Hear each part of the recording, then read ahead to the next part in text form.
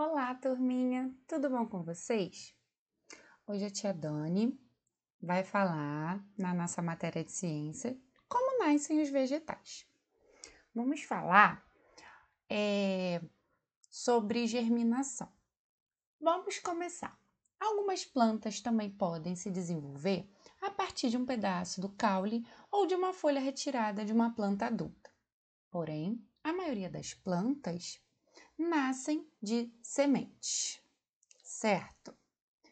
Para crescer e se desenvolver, as plantas precisam de nutrientes, água, ar, luz e calor do sol.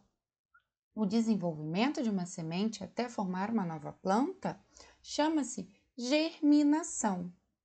Observe como ocorre a germinação do feijão. Logo aí, nas fotografias, vocês conseguem ver.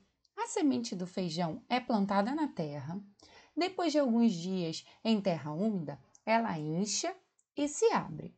Surge um pequeno broto. Broto é um pequeno caule, raiz ou folha na fase inicial, que se dirige para baixo. É a raiz.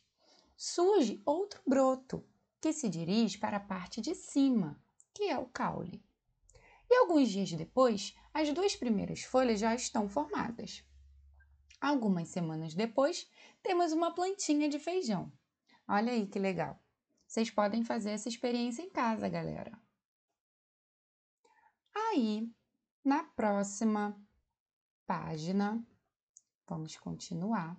Como foi dito anteriormente, apesar de possuírem sementes para reprodução, alguns vegetais podem se desenvolver também a partir de um pedaço de caule, de folha ou de raiz.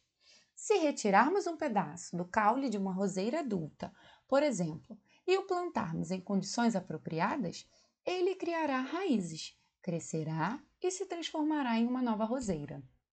Aí embaixo vocês conseguem ver uma roseira que pode ser plantada a partir do caule de outra roseira. E logo abaixo tem outro exemplo de um vegetal que pode se desenvolver a partir de mudas. Olha que legal! O abacaxi, ele pode ser cultivado a partir da coroa de outro abacaxi. Olha que bacana, gente! Aí na página 64 vocês vão responder essas atividades. Página 65. Como o pólen e as sementes se espalham? As plantas são seres vivos, mas não se locomovem. Elas não andam por aí. As sementes e o pólen, no entanto, precisam ser espalhados pelo ambiente para que novas plantas cresçam em outros lugares. Mas como isso acontece? Gente, primeiro eu vou falar para vocês o que é pólen. Pólen é um tipo de pó fino e amarelinho que ele fica presente em algumas flores. Se vocês observarem, as flores bem de perto têm esse pozinho, é o pólen. E aí a polinização. Você conhece animais polinizadores? São animais polinizadores que são muito importantes para a reprodução e a sobrevivência de diversos tipos de planta. Você sabe por quê? Então, observe aí na fotografia de alguns animais polinizadores e tente responder essa questão. Temos aí a borboleta, um beija-flor, um besouro, uma abelha e um morcego. Animais polinizadores, turma, são os grandes responsáveis pela reprodução em plantas, pois eles se alimentam do néctar da flor e acabam carregando o pólen da planta, que fica na flor também para outros lugares, colaborando com a reprodução dessas plantas. Eles carregam esse pozinho amarelo e espalham por outros lugares. Por isso, eles são animais polinizadores. Próxima página. 66. A dispersão de sementes. Na natureza, as sementes das plantas são transportadas e espalhadas de diversas maneiras. Observem estes exemplos. Os frutos do dente de leão, que carregam as sementes, são transportados pelo vento. Muito comum em regiões praianas, o coco é um fruto que flutua na água e acaba sendo transportado por ela para outros lugares.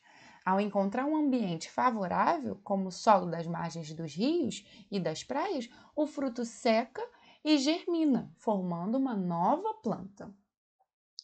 As plantas, conhecidas como carrapicho, produzem frutos espinhosos que podem ficar grudados nos pelos dos animais e ser transportados por eles em alguns lugares distantes.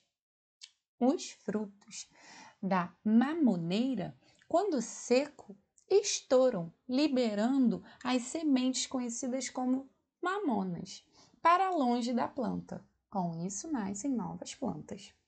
Essas diferentes formas de espalhar frutos e sementes pelo ambiente favorecem a reprodução das plantas. Aí na página 67 vocês vão responder estas questões, tá? Vocês podem responder ela no livro, caso não caiba no livro, vocês podem responder no caderninho de vocês. E aí nós temos uma parte bem importante, o que é importante saber sobre o morcego. E aí nós temos a página 68 e a página 69. Aí na 68 está falando de plantas e profissões. E aí eu vou falar para vocês um pouquinho sobre ela. Há profissionais que trabalham em diversas atividades relacionadas às plantas, tanto no seu cultivo quanto nos seus usos e comercialização. O trabalho desses profissionais é essencial para a vida de muitas outras pessoas. Para começarmos a pensar nisso, você sabe de onde vem o pão de que muita gente gosta? O grão de trigo é usado na produção de farinha de trigo, ingrediente comum na preparação de muitos tipos de alimento. O pão francês, por exemplo, é um alimento produzido a partir do trigo. Mas para que ele chegue até os consumidores, o trigo passa por uma cadeia produtiva que envolve diferentes profissionais, desde o seu plantio no campo até a comercialização do pão francês.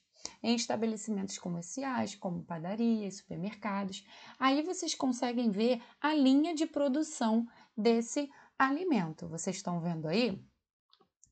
E na próxima página, a continuidade dele até chegar na nossa mesa.